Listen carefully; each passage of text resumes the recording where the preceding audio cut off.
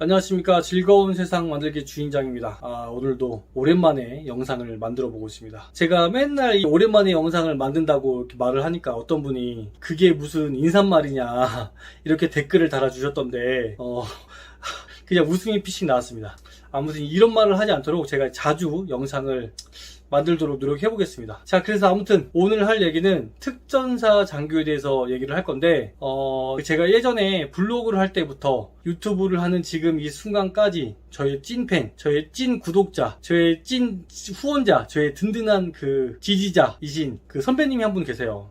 정보병과 선배님인데 그분이 이제 특전사에서 근무를 하셨던 경험이 있어서 그 내용을 제가 전달받아서 말씀을 드려보려고 합니다. 근데 선배님이 특전사에서 근무했던 게 한 10년 전쯤이라고 하시더라고요. 그래서 요거가 맞는 얘기인가 저도 확인할 필요가 있잖아요. 그래서 지금 제 동기들이 특전사 지역대장을 하고 있는 동기들이 있어요. 지역대장을 마치고 다른 참모보직을 하든지 특전사 사령부에서 그 친구들한테 요즘 특전사는 어떠냐 이렇게 물어보고 그 내용과 서울에서 근무하고 있는 친구들의 내용과 선배님이 제공해준 내용을 딱 합쳐서 말씀을 드려보려고 합니다. 이것도 시리즈로 만들 건데 오늘은 1탄 특전사 장교 되는 방법입니다. 자, 특전사 장교가 되려면 세 가지 방법이 있는데 첫 번째는 소위대, 이제 부중대장 요원이죠.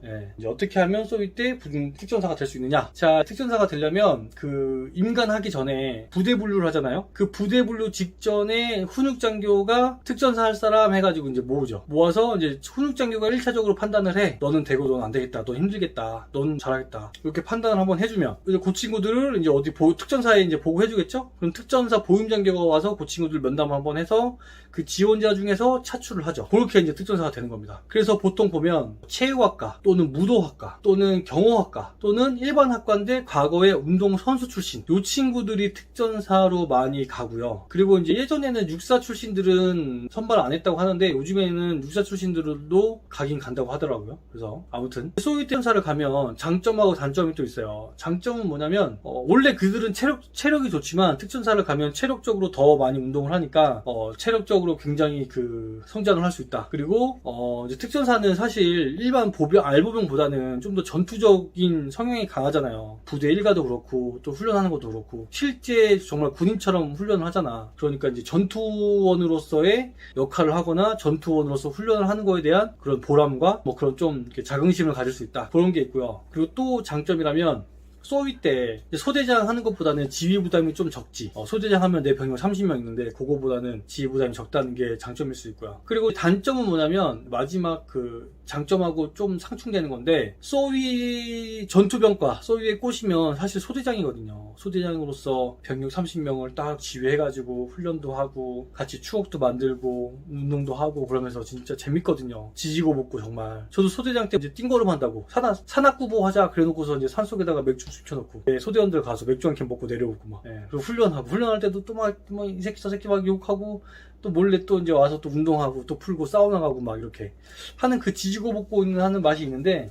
그런 걸 경험 못하니까 조금 아쉽긴 하지만 어쨌든 서로의 장단점은 다 있습니다. 이렇게 해서 소위 때 특전사가 될 수 있고요. 소위 때 못 갔어. 그래서 내가 이제 또 야전생을 하다 보니까 특전사를 꼭 한번 해보고 싶다. 그러면 뭐 중2 때 하다가 뭐 갑작스럽게 갈 수는 없어요. 언제 가냐? 그 중대장반 가면 OAC라고 하죠. 고군반에서 이제 지원자 위주로 선발을 해. 그래서 내가 이제 대위 진급하고 나서 고군반 가잖아요. 그 고군반에서 교육 쭉 받다 보면은 어느 순간 보임장교랑 통화해야 될 때가 와요. 그때 내가 특전사를 가고 싶다. 의지를 보여서 특전사를 가는 거고. 근데 가려면 체력적으로 자기가 준비가 좀 되어 있어야 돼요. 왜냐면 이게 야전에서 한 2, 3년 썩다가 가면 체력이 급격히 떨어져 있거든요. 그리고 체력은 떨어져 있는데 체중은 완전히 부러져 있어. 그러니까 이제 고군반 가기 전부터 띵거림이라든지 체력적으로 자기 관리를 해놓고 고군반에서도 꾸준히 자기 체력 관리를 해서 특전사가 돼야지. 그거 준비 안 됐으면 힘들죠. 그리고 선배님이 이제 말씀해 주신 내용 보면 누구든지 처음에는 체력적으로 많이 뭐 좀 어렵다고 하더라고요. 그리고 보병부대에서 거의 하지 않는 군장구보, 타이어 끄고 달리기, 외줄 타기, 턱걸이 뭐 이런 거를 한다고 하니까 처음에 많이 힘들 수 있죠. 안 하던 걸 하니까. 그래서 선배님 하시는 말씀은 처음에 전입원 대위가 뭐 체력적으로 이렇게 조금 잘하는 모습은 거의 없대요. 그래도 준비를 해가면 좋겠죠? 예. 그리고 이제 흔히들 착각하는 게 내가 농구도 잘하고 축구도 잘하고 잘해. 요런 거 잘하는 거랑 또 기초 체력 좋은 거랑은 또 별개다.